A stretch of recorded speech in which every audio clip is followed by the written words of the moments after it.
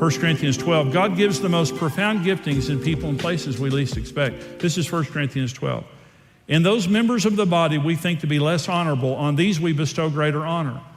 And on our unpresentable parts have greater modesty, but our presentable parts have no need. But God composed the body, having given greater honor to that part which lacks it, that there should be no schism in the body, but that the members should have the same care one for another. Did you know that the most profoundly gifted people are the people that we wouldn't think are profoundly gifted? Worldliness has cursed the church because the world says, if you're going to be a minister and if you're going to change lives, you need to look like this, and you need to be dynamic, and you need to be charismatic, and you do this. Did you know that the average person has the most profound giftings in the body? Because God overlooks nobody. And He wants us to respect each other and not to judge each other based on appearance or status or something like that. I'm saying this to some of you. Some of you maybe look at yourselves as being simple or ordinary. Can I tell you something? The church is built upon simple people who love Jesus. Thank God, whatever you do for a living, if God has gifted you in the body, you are needed in the body. And some of you that think of yourselves in very ordinary ways, you have a profound, everyone's gifted by God. Everyone in the church is gifted by God. So don't look at somebody else's gift. I'm saying you're profoundly gifted. Another thing, the greater the size, level, and responsibility or influence, the greater the stress. We want to be president. We want to have great ministry. We want to have a great business. We want to be a billionaire. But sometimes what you don't understand is the people that are there are very stressed out. It has a tremendous burden that comes with it. Here's another one, another problem or consideration. Many times we're all feeling insecure at the same time and are coveting different things about each other. 5 people in a room, one person wishes they had somebody else's marriage. Another person wishes they had somebody else's skin. Another person wishes they had their house, another their ministry, another their friends. We're all insecure in some areas. And we all compare in different areas. But many times a group of people, everybody's comparing at the same time. This is one thing that I think of a lot. Everybody has pain. Everybody has pain. Many times we compare and we one-dimensionalize people and objectify them.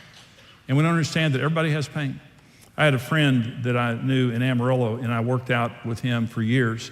We worked out at the same place, and we lockered next to each other. He was about 20 years older than me. And we just kind of developed a friendship. I didn't know that he was filthy rich. He just owned, just half the panhandle. And many years later, being a preacher, I'd ask him for money if I knew that, but not really. I didn't know him, but we just developed a great friendship, and he liked me, and so every now and then he would invite me to go out to eat lunch. And so we would go out to eat lunch, and so one time we ate lunch, and at the end of lunch, I said to him, what do you have going on this week? Again, very wealthy guy, very successful guy. He said, I'm going to find my daughter. And I said, where's your daughter? He said, well, she's on the street somewhere. He was 80 years old. We were having this lunch. He was 80 years old. And I said, why would she be on the streets? He said, she has schizophrenia. He said, Jimmy, you need to be praying for my wife and me. At 80 years old, we're raising our 13-year-old grandson, and we're about to die. He said, we just can't do it. And he said, but I'll go to Seattle, I'll go to Los Angeles, I'll go to New York City, I'll go to Chicago. And he said, eventually I'll find her somewhere on the streets.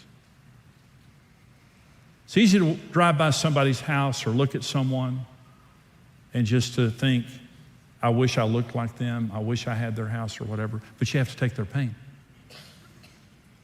Everybody has pain. Peter is an example. You want to be the preeminent apostle? Great. So you want to be crucified upside down? You can't just take the blessing. You have to take everything that comes with it. Causes of comparison. The first is lack of acceptance in who God made me to be.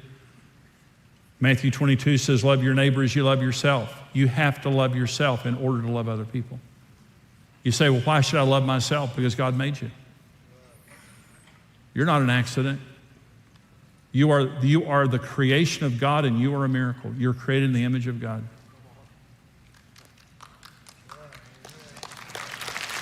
You are. Another is lack of security and identity in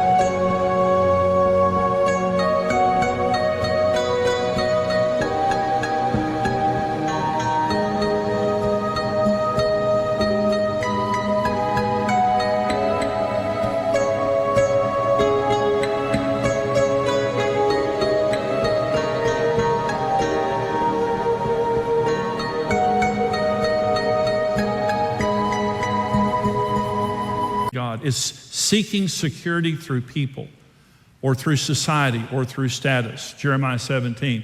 Thus saith the Lord, cursed is the man who trusts in man and makes flesh his strength, whose heart departs from the Lord. He shall be like a shrub in the desert, and shall not see good when it comes, but shall inhabit the parched places in the wilderness, in a salt land which is not inhabited. Blessed is the man who trusts in the Lord, and whose hope is in the Lord. He shall be like a tree planted by waters, which spreads out its roots by its river, and will not fear when heat comes, but its leaf will be green, and will not be anxious in a year of drought, nor cease to yield fruit. We need to be people that we are rooted in God, and that our self-concept, our sense of self-identity and self-esteem, it comes from who we are in God and not who other people say that we are. Lack of identity. Another is greed. It means excessive desire. Wanting more than I need and more than God has for me. I need to be content with what God has for me in life and not be greedy for more. Another reason for comparison is the wrong concept of God. Interpreting his supposed greater blessings on other people means he loves them more. He loves all of us the same. He loved Peter and John the same. John, by the way, died of loneliness, basically. He died of old age, exiled on the island of Patmos. He's the only disciple that we know of that was not martyred, okay? So you say, would you rather be crucified at 65 years old or to die lonely on an island? It's a toss-up. It's a toss-up. Everybody has pain. Everybody has pain. God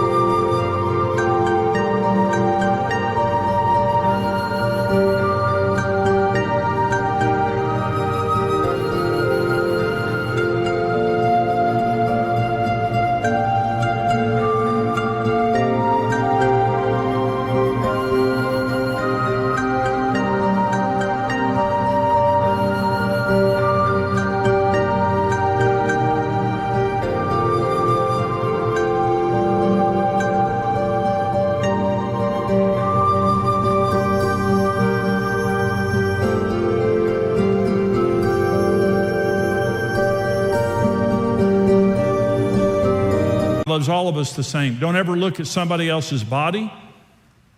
Don't ever look at somebody else's blessings and think that God loves them more. God loves you just as much as he loves them. And God has a great plan for your life. Another reason for comparison is a lack of love for others.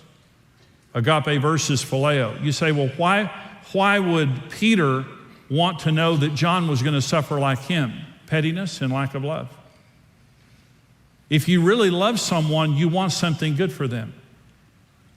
If you don't love them, you resent them when something good happens to them.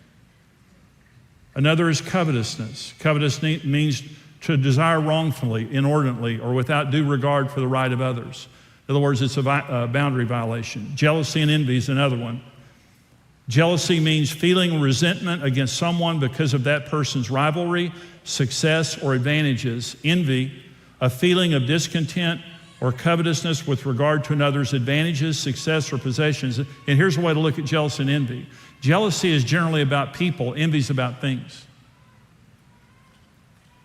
And when I look at relationships and I become jealous, or I look at what you own and I become jealous, that's one of the reasons that we compare.